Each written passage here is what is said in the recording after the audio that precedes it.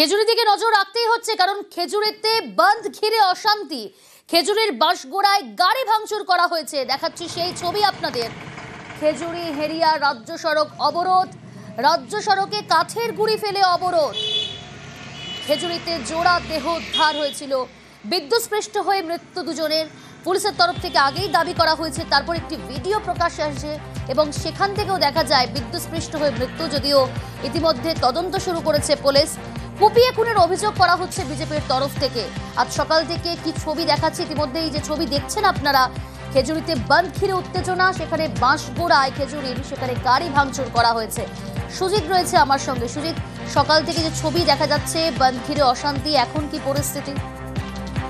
দেখো, একটা থমথমে পরিবেশ রয়েছে এবং 3 দিন ধরেই এই ধরনের ঘটনা ঘটছে, যেখানে অবরোধ বিক্ষোভ এসবই কিন্তু বিজেপির পক্ষ থেকে করা হচ্ছিল। তারই মধ্যে আজকে 12 ঘন্টার বন্ধ এবং খেজুরি থানা এলাকায় ডাকা বন্ধে, যেখানে বাঁশগোড়ায় দেখা যাচ্ছে যে রাজ্য সড়কে অবরোধ করছেন কাঠের গুঁড়ি ফেলে বন্ধ সমর্থকরা।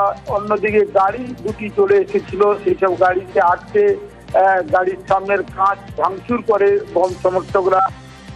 ঘটনা বাঁশগোড়া এলাকায় যেমন ঘটছে, অন্যান্য জায়গাতেও কিন্তু বন্ধ সমর্থকরা, অর্থাৎ অরাজনৈতিক ব্যানারে বন্ধ ডাকা হলেও তারই মধ্যে কিন্তু বিজেপি সরাসরি এই বন্ধে রয়েছে, সেটা দেখা যাচ্ছে। তাদের কর্মী সমর্থক নেতারা রয়েছেন। এরই মধ্যে শুভেন্দু অধিকারী ঘন্টা 2 পরে এখানেই মিছিল করবেন বন্ধের সমর্থনে বা ওই মৃত্যু নিয়ে।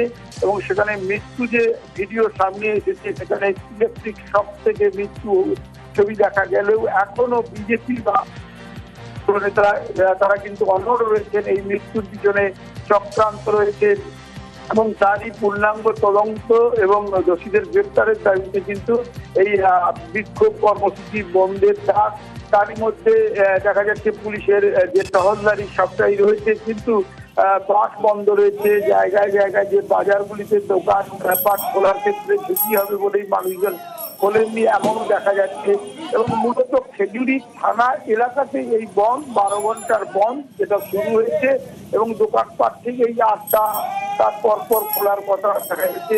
ঝুঁকি না নিয়ে দোকান পাট কিনতে না দেখা যাচ্ছে এবং এখন সময় যত গড়াবে দেখা যাবে যে পরিস্থিতি কোন দিকে যায়। তবে পুলিশ কোন রকম কোনো ঝুঁকি না নিতেই কিন্তু টহলদারি বাড়িয়েছে গোটা রাজ্য সড়ক জুড়ে এবং জায়গায় জায়গায় যেখানে বাজার রয়েছে, মূলত খেজুরিতে বাঁশগোড়া হোক, বিদ্যাপীঠ এবং জনকা, এইসব এলাকায় কিন্তু পুলিশ রাস্তায় নেমেছে এবং আজ সকাল থেকে রাস্তায় নেমেছে সারাদিন। অর্থাৎ 12 ঘন্টার বন্ধ, যেহেতু এই বন্ধের বন্ধ সমর্থকরা কি করেন সেসবের উপর নজরদারি চলছে।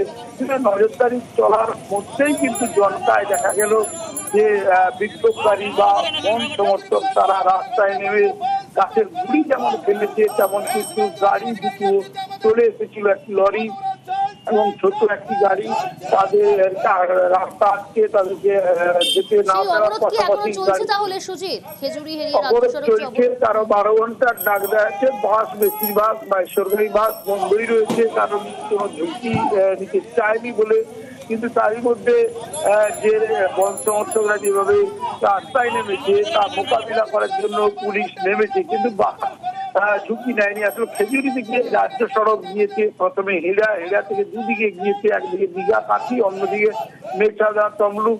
কিন্তু এই যে রাস্তা মূল সড়ক যেটা খেজুরির সঙ্গে যোগাযোগে, সেই সড়কের উপর যে বন্ধ সমর্থকরা রাস্তায় রয়েছে, ঝুঁকি না নিতে বাস, বেসরকারি বাস এখনো পর্যন্ত চলছে না যেটা দেখা যাচ্ছে।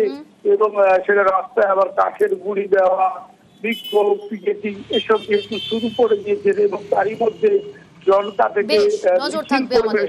বেশ সুজিত।